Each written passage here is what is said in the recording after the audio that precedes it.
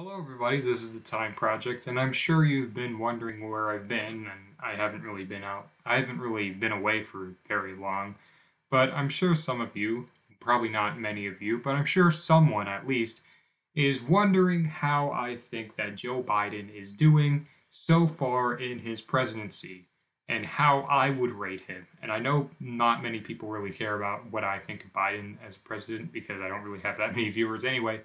But still, I'm going to tell you anyway what I think of Joe Biden so far. Well, he basically what I expected. I mean, he met all of my expectations, and my expectations were pretty low. Uh, Joe Biden has basically been touted as a so-called return to normalcy. The days of normalcy of the Obama era. And I mean, technically they're right, but like, we can't really say that a return to normalcy is good because to a lot of people, it, to a lot of people, there's still a lot of suffering in the world, and a lot of that suffering is caused by the United States government, and a return to normalcy, in a way, means that the nation is generally more relaxed about that. Now, I think the extent to which the nation is relaxed about that is greatly exaggerated by some people on the left. I don't think that activism just stops whenever a Democrat is in office, but there's no denying that the nation does get generally more relaxed about human rights abuses caused by the United States government when a Democrat is in office. So that's all I need to say. But don't take this the wrong way. I think that so far Joe Biden has proven himself to be a far better president than Donald Trump, but that was pretty much a given anyway, so I don't really need to talk about that because this video isn't about Donald Trump. It's also similar, I mean, I guess it's also similar to Barack Obama and his presidency, where he proved himself to be a far better president than George Bush II. But again, that really wasn't hard considering how badly George Bush II fucked up in his presidency. But again, this video isn't about George Bush II or Obama or Trump. This video is about Joe Biden. So let's talk about him. Yeah, I think I'd say that I'm cautiously optimistic about the future of Joe Biden's presidency. And that is because some of the stuff that he has been proposing is actually pretty good, and I'm actually a little pleasantly surprised from some of the stuff recently that Joe Biden's been proposing. And this time, the reason I'm pleasantly surprised isn't because it's just empty lip service. It's because these are actually planned policies that he has written out for us.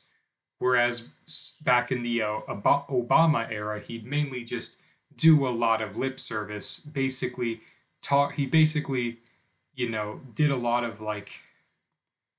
he said a bunch of stuff, but he never really delivered on it. But Joe Biden, with the American Families Plan and the PRO Act and his climate plan, which is actually something, do seem to be like a good thing generally to keep on funding to fund for schools and roads and other infrastructure, and as well as maybe even expanding healthcare if he wants to, but we haven't really gotten anything on that. But yeah, these are all pretty good things, and I'm cautiously optimistic about what Joe Biden does with them in the future. And another thing I'm a bit more cautiously optimistic about is Joe Biden's actual plan to tax the rich, to raise it to a 39% tax for the rich, for people making over $400,000. Now, what I want to say is that this actually isn't too much of a drastic increase from the Trump era tax level, which was like 37%, because really all Joe Biden's doing is bringing it back to the Obama era. Because the Trump tax cuts were pretty fucking bad and really screwed over and really fucked over the poor. And I mean, not that Joe Biden hasn't been doing that a lot himself, but it does look like he's going to make the poor people's lives a little easier if he actually gets this passed, that is. And because if he doesn't, then well, I can't really praise him for that, can I? Um, but yeah, I think that these are all good things, but unfortunately, we can't just talk about all good things because I have a lot of criticism of Joe Biden so far, and I'd say that one of those criticisms would be his decision to, well, airstrike Syria. Now, I will admit that so far Joe Biden has done far fewer airstrikes than Obama and especially Trump did, but I don't think that's a real counts as like a praise. I think that his decision to airstrike Syria was inhumane and horrible. Just fucking bad. And the fact and like I don't think that and I think it killed people is what I have to say. I think his the fact that he said that he would end United States support for Yemen, which is probably one of the most worst human rights crises that is happening in the world right now, that was actually caused and started by the Obama administration, made even worse by the Trump administration, and the Biden administration doesn't look like it's going to be stopping it. He said that he was going to end American support, and it doesn't look like that's happening. You could say that that him trying to withdraw out all the soldiers and troops out of Afghanistan is a good thing. However, he actually is still going to have private contractors there, still be there in Afghanistan. So, is this really ending the war? And that's if he actually pulls the troops out of Afghanistan. Because sometimes what they do is that they'll say they'll pull the troops out, but but not really, they're just going to move or relocate the troops. So really, nothing's much is happening. And there's still people in Afghanistan continuing the war on terror that is never going to end. But yeah, the big thing that I would have a problem with. Biden's immigration policy, I do have a lot of problems with because in March, the number of kids in cages, or I guess a better term would be unoccupied minors, because kids in cages isn't really helpful rhetorically, but I mean, it does pretty much describe what it literally is. The number of like unoccupied minors in a SPV custody was at its peak in March of this year, where it was so literally not even close in like the history of these border like camps or border camps. Literally never ever has been close to what it was in March with over 5,000. It was absolutely insane how many people they tried to cram into those, what are basically, well, jail cells or whatever you want to call them, cages, basically what they are. So, yeah. Now, luckily, as recent reports have been showing, the number has been dropping significantly over April and over May as well. So it's not as bad as it was in March, but I just cannot believe that Biden was that bad in immigration and that incompetent that he had to stuff that many people in those cages. But yeah, that was a major failure. He has revoked the family separation policy, and he actually has been working to bring families together again, so that's good. But, there's still cases where family separation is happening because of like some bad border policies. So really, he hasn't done nearly enough with the Trump border, like family separation policy.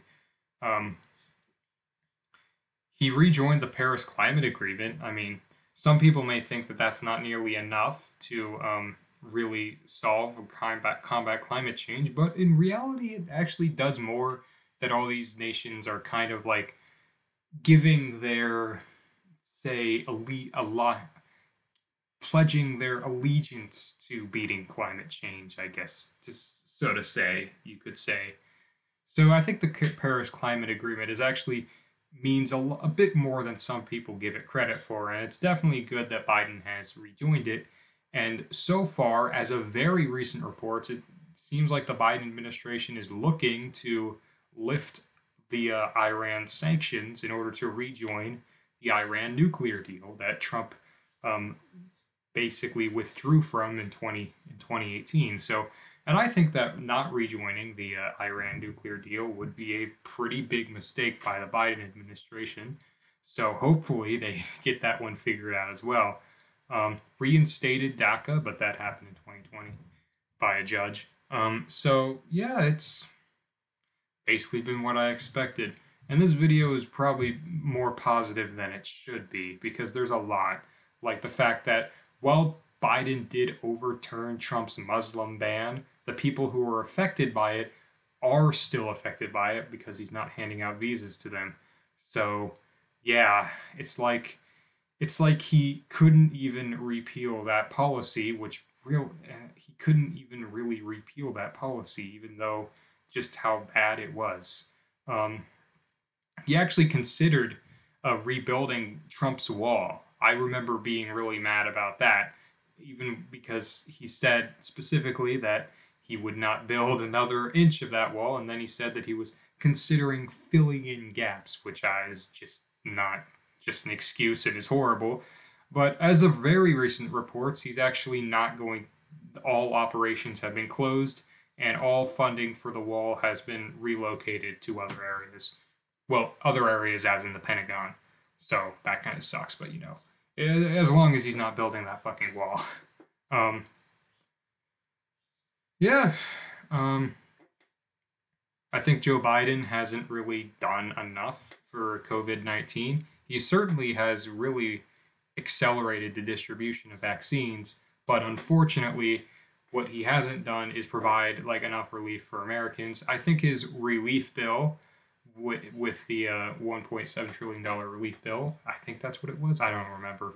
With the $1,400 checks with stimulus checks, I think that was probably the best relief bill we have gotten so far. Unfortunately, the Democrats still had to fuck it up by making this weird thing where $2,000 stimulus checks, no, that's not going to fly. Apparently, because we got 600 stimulus dollar checks from the last one. But so what they're doing is 1,400 plus 600 from the last stimulus bill equals 2,000, and that's just a bunch of bullshit. I really shouldn't have to explain why that logic is just a bunch of fucking horseshit. So yeah, that really sucks. And I really was angry that Biden initially was not going to raise the refugee cap from the historically low Trump level of 15,000. But however, after getting hounded by activists, he finally agreed to give a new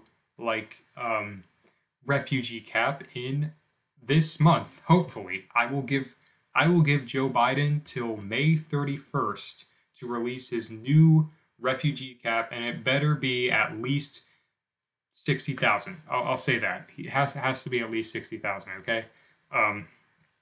That's what I will say. I'll give him till May 31st. So hopefully he was actually being serious when he said that he would raise it.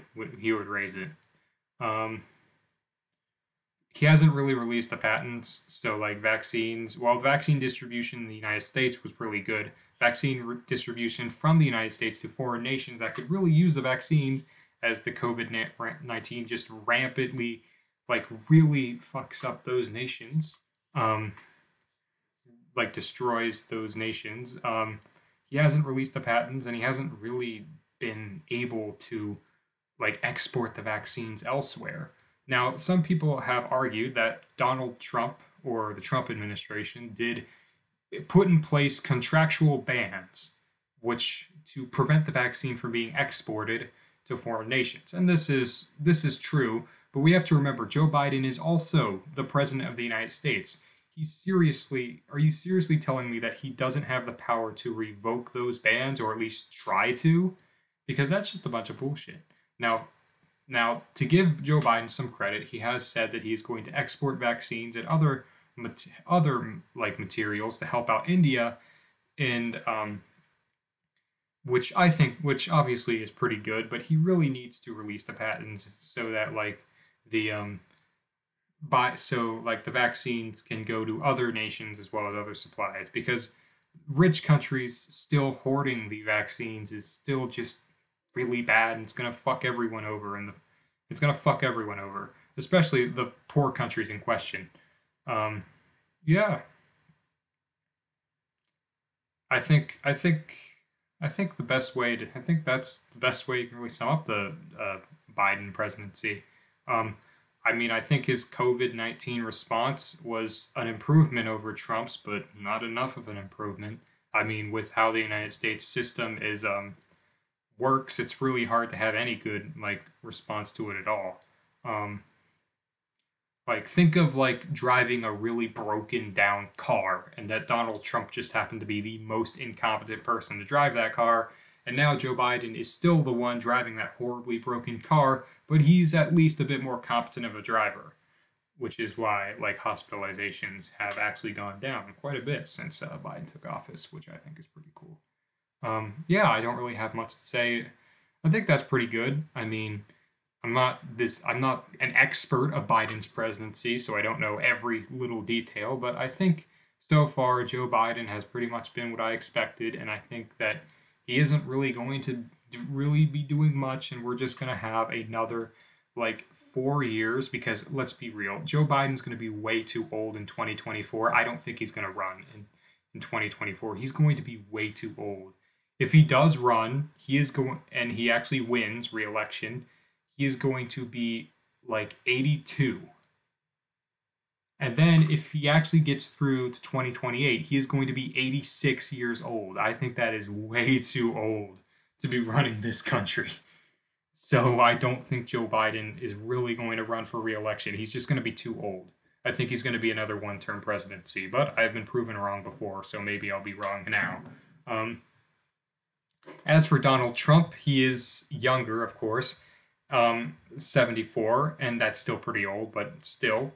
I do think that Donald Trump will try to run again in 2024. He has talked about it. And if he does run again, there is absolutely no chance that he will not win the Republican nomination. So if Donald Trump runs again in 2024, it's just guaranteed he's going to win the Republican nomination. There's no chance. Um, yeah. Well, we'll just see what happens. And I definitely don't have the highest hopes for what's going to happen in the future of the Biden era. And so far, I still give Joe Biden a D overall. I guess if we're talking relative to how good a United States president could possibly be, I'd give him a B. But if we're talking like what I actually think, I'd still give him a D, because he hasn't done nearly enough to help hasn't really done near enough to help like the poor people, and like people, and like I don't think he's done enough for really the most marginalized people, and he's really letting them down in a lot of ways. But I think, and yeah, so I can't not really give Joe Biden a really good score and say he's been doing well. I mean, I guess technically for how good a United States president could possibly be, I gave him a B. But no, it's a D overall for me for just an actual score. Um, and that's pretty much it.